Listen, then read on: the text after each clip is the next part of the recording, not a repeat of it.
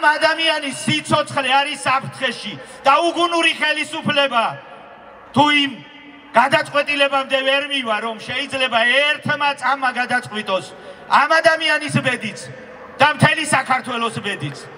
და მინდა მოუწოდო მათ, რომ დროზე უნდა მიიღონ გადაწყვეტილება, რომ შემდგომ დაგვიანებული არ იყოს. და იმ ახალგაზრდა კაცს მინდა მივმართო, რომელსაც ლოყა ეწვა პატარად და ტკივილი იგრძნო. როგორ უნდა იაროს მთელი ცხოვრება მერე გამაგებინოს. სასწრაფოდ უნდა მიიღოს გადაწყვეტილება, მივიდეს და განცხადება უკან უნდა გამოიტანოს საჩივარი. აი ეს იქნება სწორი გადაწყვეტილება მისგან. მე არ ვამბობ, რომ ეს ადვილი იქნება, მაგრამ ერთადერთი სწორი გადაწყვეტილება ეს არის. რანაირი ქართველები არიან, ვერ გავიგე. რანაირი კავკასიელები არიან, პატარა მოფერების მსგავს სილაზე, როგორ შეიძლება ადამიანი სასიკვდილოდ გაიმეტო. გაუგებარია ჩემთვის, აბსოლუტურად აუხსნელია. ასეთი ქართველები მე არ მეგულებოდა არსად და გაოგნებული ვარ ამის გამო. ამავდროულად მინდა სოლიდარობა გამოუცხადო ამ ქალაქის მკვიდრს, აქ გაზრდილს, ჩვენ შვილს, მთელი საზოგადოებას მინდა გითხრათ, რომ მარტო ჩემი და ნარგიზ დავითაძის შვილი არ არის ის დღეს საქართველოს შვილია, განსაკუთრებით ბათუმის. ზვია ცეცხლაძეს, ანდრო ჭიჭინაძეს, ზია მაღლობელს, სოლიდარობა და მათი სახით კიდევ სოლიდარობა ყველა პოლიტპატიმარს, რომელიც დღეს ამ ჯურგმულებში იმყოფება და როგორები გამოვლენ კაცმა არ იცის. ამავდროულად ძალიან მინდა ერთი რამე უთხრა, ჩემ ბათუმში მყოფ ოცნების მომხრეებს მინდათ გითხრათ. ჩემო კარგებო, ეს ხელისუფლება გპირდებოდა თქვენ სამ რამეს. ეს იყო მშვიდობა, ეს იყო კეთილდღეობა და კიდე რა იყო, არ ვიცი, მესამე.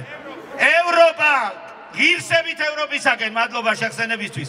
და რა მიიღეთ დღეს ჩვენ? მშვიდობა არ არის და არ იქნება. სამართალი არ იქნება მშვიდობა. არ იქნება სამართალი, არ იქნება მშვიდობა, ეს ქვეყანაში ყველა მითის უკვე.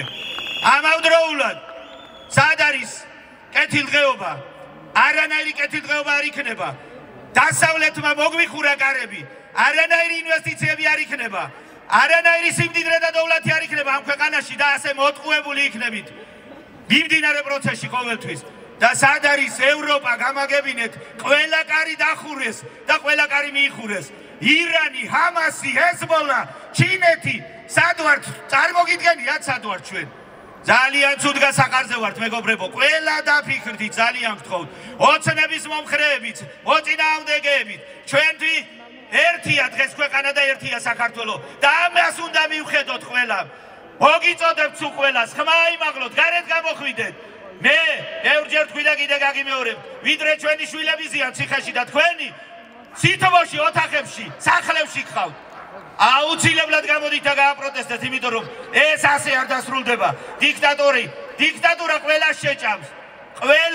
ყველაზე მეტი კომუნისტი სტალინმა დახვრიტა და ყველას ეგონა რომ ძალიან კარგად იცხოვრებდნენ. ასე იქნება. ოცნების წევრები ყველაზე მეტად დაიჭებით, განსაკუთრებით საჯარო მოხელეები, რომლებიც გარბოდით და ხმას აძლევდით მათ. აქედან გამომდინარე, ძალიან გთხოვთ, ხმა იმაღლოთ, გამოხვიდეთ, იბრძოლოთ და ჩვენ სანუკვარ მიზანს მივაღწიოთ. შევცვალოთ ეს ქვეყანა, შევცვალოთ მშვიდობით, შევცვალოთ ერთად დგომით და კეთილდღეობით.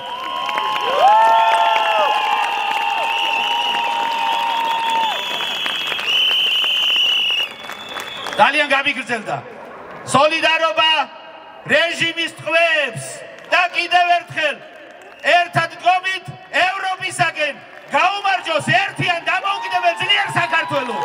მიყვარხართ თქვენ შემოგევლეთ. მადლობა.